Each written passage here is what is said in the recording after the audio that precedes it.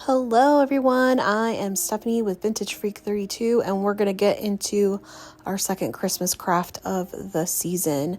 So I busted out my clay again and I already pre-made these off camera, these lollipops, peppermint, candy cane lollipops, what have you, with air dry clay. And I did already, I made an ornament using the same technique, and so I'll link that video in the description below if you want to see how I did that. So we're going to get straight into painting these little peppermint pastel candies.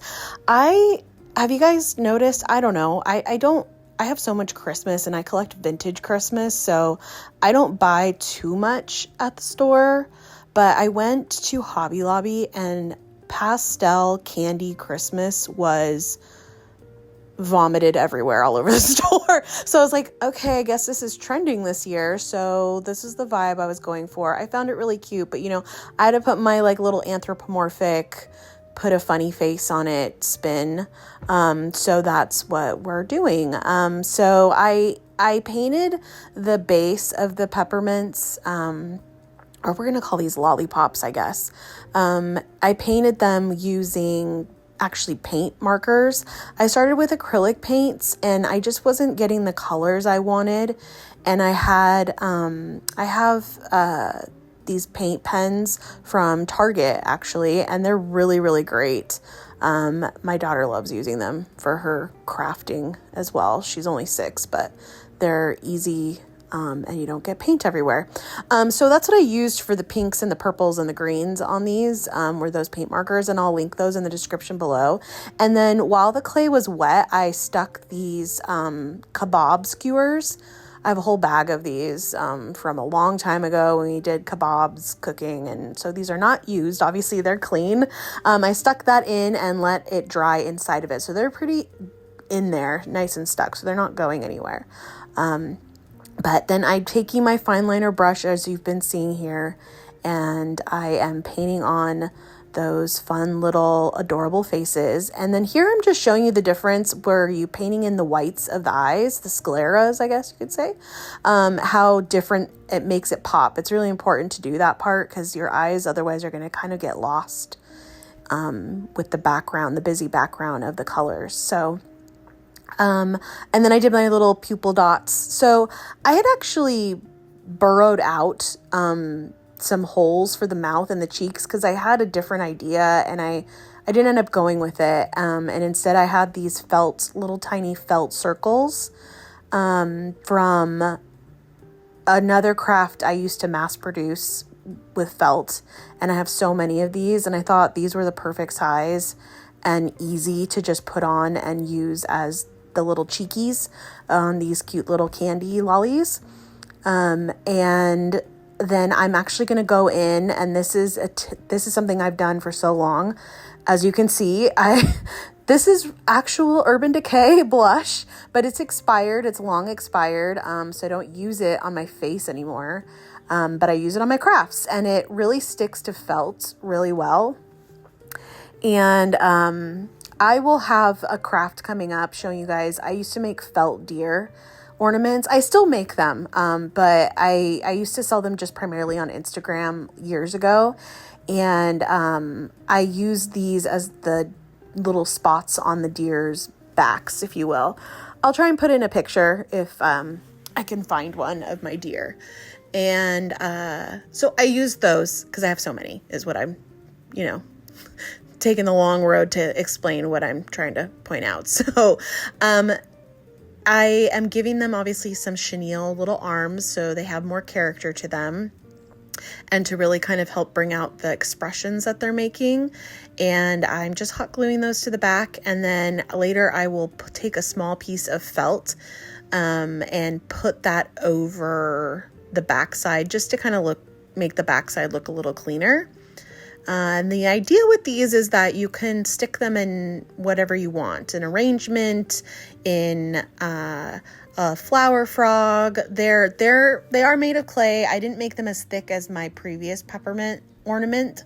And so they're a little thinner, but they're still a little top heavy. So whatever you put them in, you'll want to make sure that they they have a good anchor on the bottom of them so that they won't topple over. But they can really be put anywhere. If you have a little bud vase to put them in, or you just want to display them in your tree, you could stick them into a branch on your tree, however you want. So I'm taking this baker's twine, and I have a whole variety of these. I struggled with the pink and I did it off camera until I figured out the best way to do it, which was really just, as I'm doing here with the purple, was basically to just start it and then hold it and spin like I'm doing here and twirl it all the way down.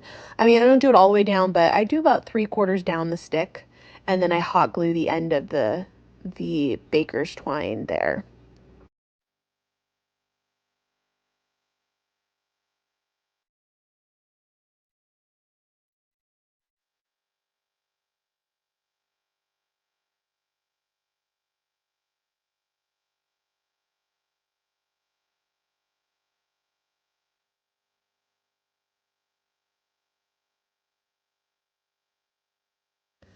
So now we're moving on to the big boy. I'm using those same felt little dots for the nose. And then I cut out these little half moon, or not even, like crescent moon basically, shapes out of felt. And these are going to be the little like expressioned cheeks on this large lollipop. And then I am going to just go in again and the same technique with a fine liner brush and acrylic paint and paint on the eyes and the mouth of this big old lollipop.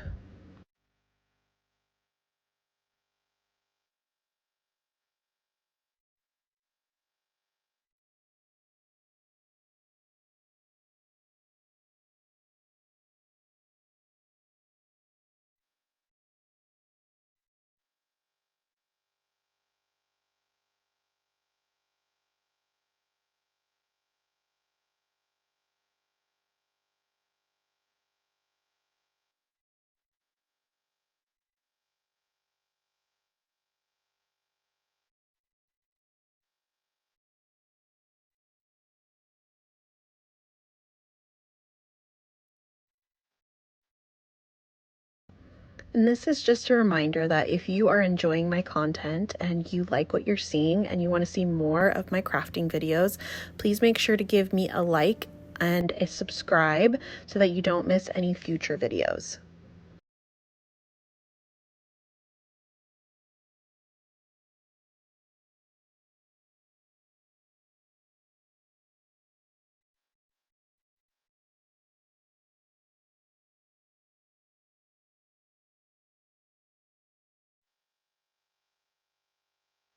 I will say that painting the face on this one was a little bit more cumbersome.